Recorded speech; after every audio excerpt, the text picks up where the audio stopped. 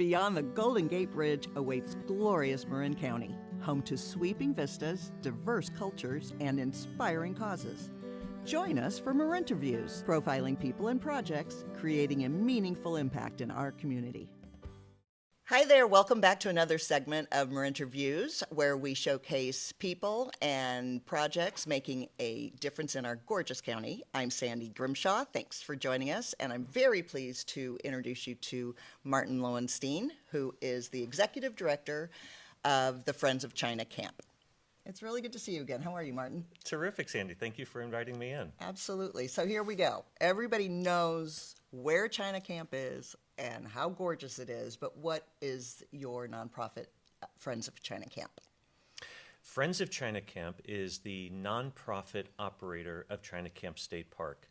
We have been operating the park since 2012, and it's an unusual model that a nonprofit would operate a state park.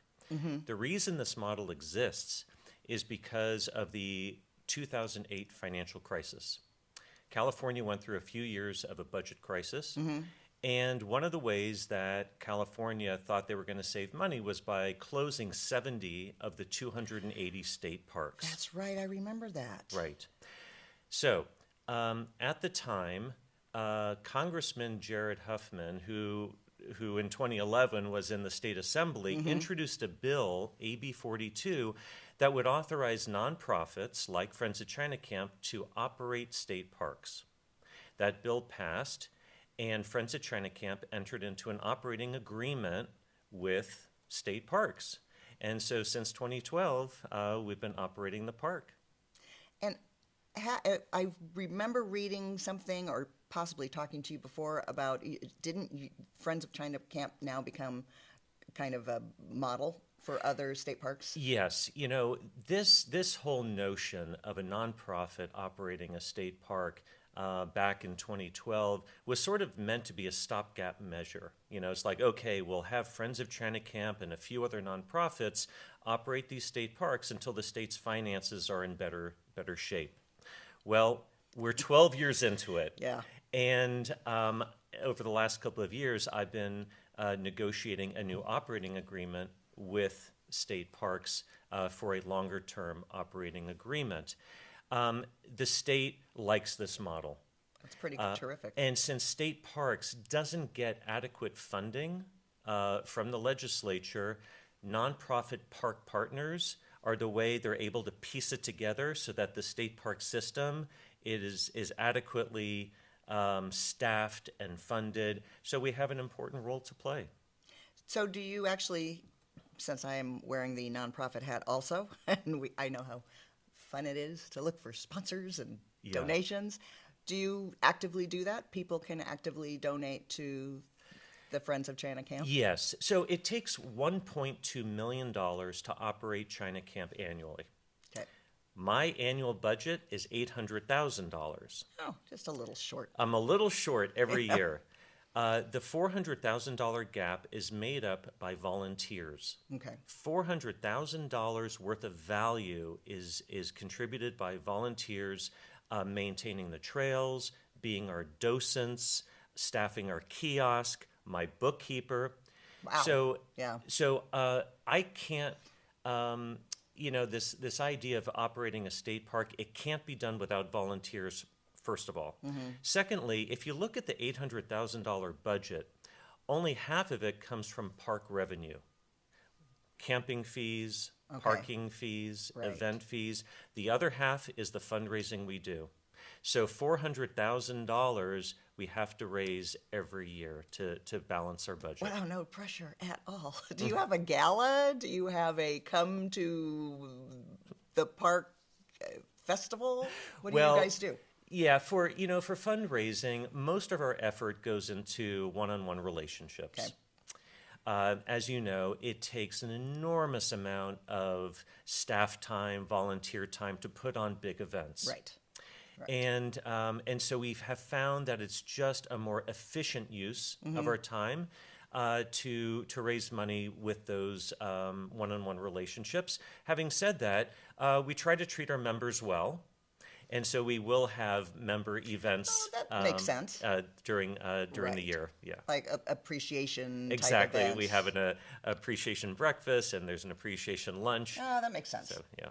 So how did you become involved in China Camp? Yeah, my background is in business and in fundraising, but not in parks. Oh, interesting. And Okay. so I would go for my runs in China Camp, and one day I decided to make a donation to Friends at China Camp, and somehow I got into conversation with the board, and the board said, "Gee, Martin, would love to have you on the board with your fundraising background."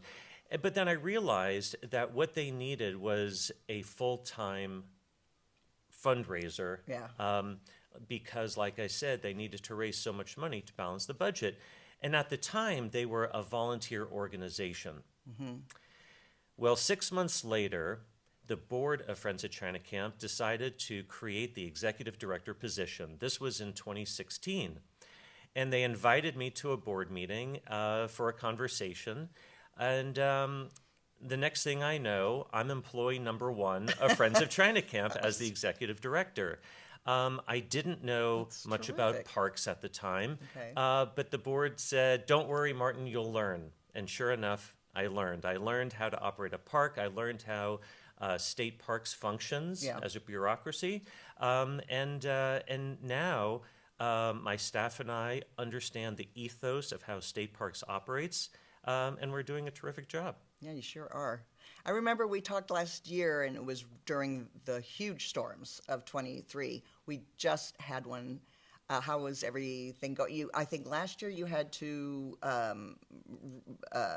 rebuild the whole historical area. How's that coming? That's right. Last year's winter really wreaked havoc on China Camp Village, which is a historic Chinese shrimping village. We had to repair some historic fencing. We had to make repairs to timber pilings that support some of the structures in the village. Typically, when we're hit by a storm, the worst of it are all the downed trees. And sure enough, this year, we've been dealing with trees that are coming down. And when they come down across trails or even across North San Pedro Road, Right. which runs right through the park, we have to get on it right away. Yeah. Yeah. So that's how we've been busy the last month or two. And the tree debris, there's just everywhere after that storm. You just see, limbs everywhere. But when the big trees fall, I'm just always saying, go that way, go away from my house.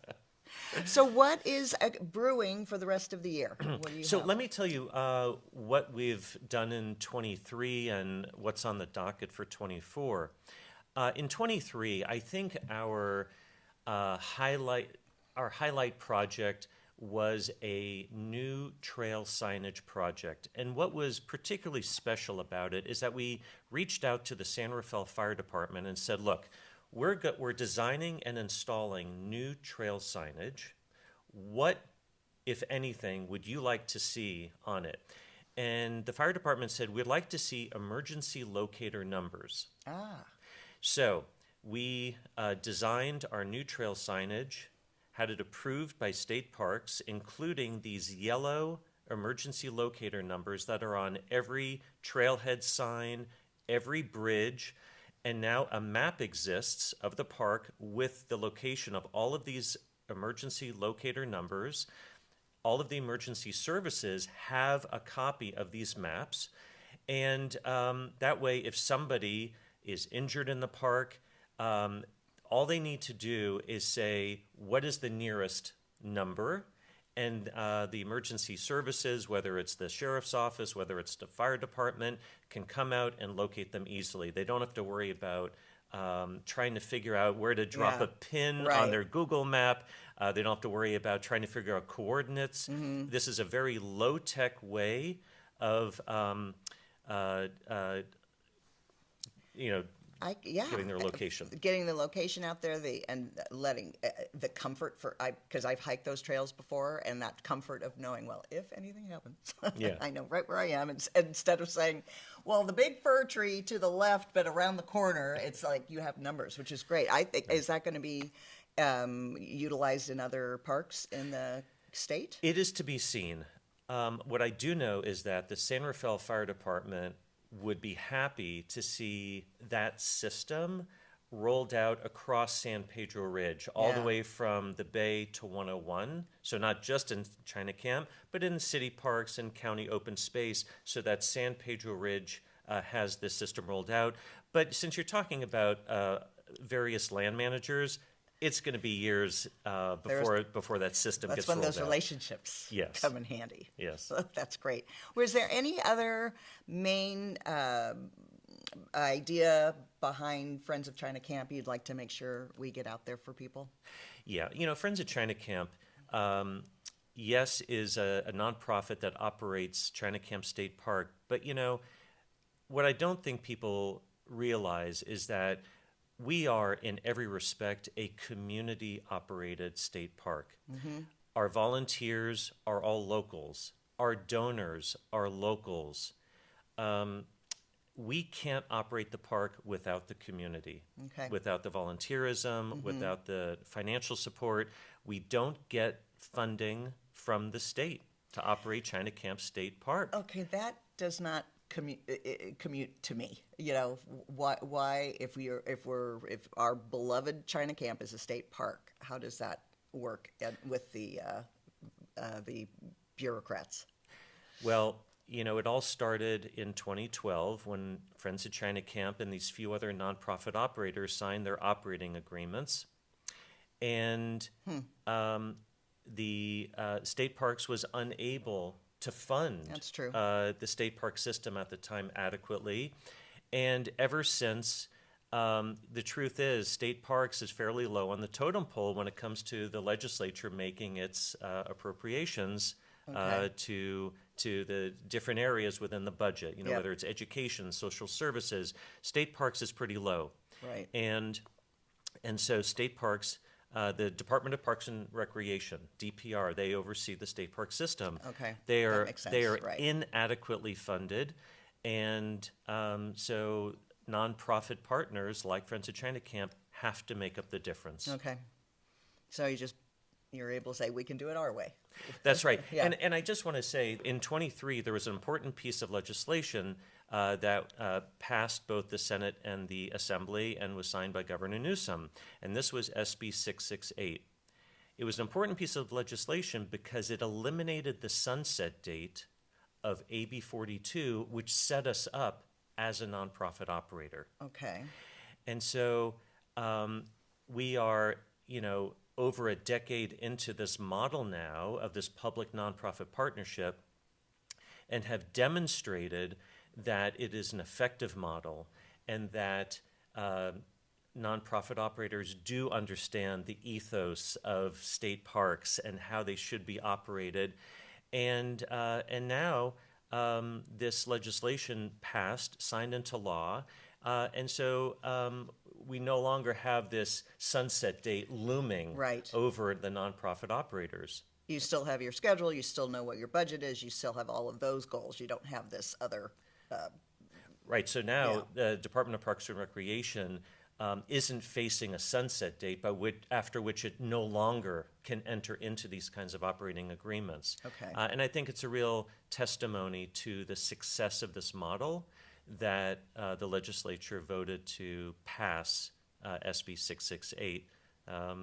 Well, congratulations. That is pretty amazing what you've been able to do in this period of time. And I'm just happy to help in whatever way we can get the word out that people can donate, that people already are enjoying the park, but possibly know a little bit more of what they can do to help. Well, thank you. If people are interested in volunteering in China Camp, in supporting the park, they should go to friendsofchinacamp.org. And we redesigned our website about 2 years ago, and it's easy to navigate, easy to find ways to volunteer, get involved. So thank you. Absolutely. We'll make sure we put all that information out. Thank you very much, Martin. This has been great. Thank you, Sandy. All right, that wraps up our latest segment. And if you have any ideas of a wonderful person or project for us to interview, please let me know. And we will see you next time. Thanks. Marinterviews, produced in partnership with Marin Arts, Marin Link, Truce, and D2ISF. Please join us on our mission. Nominate a person or program to be profiled either in studio, location, or Zoom. Sponsor a segment. We look forward to working with you.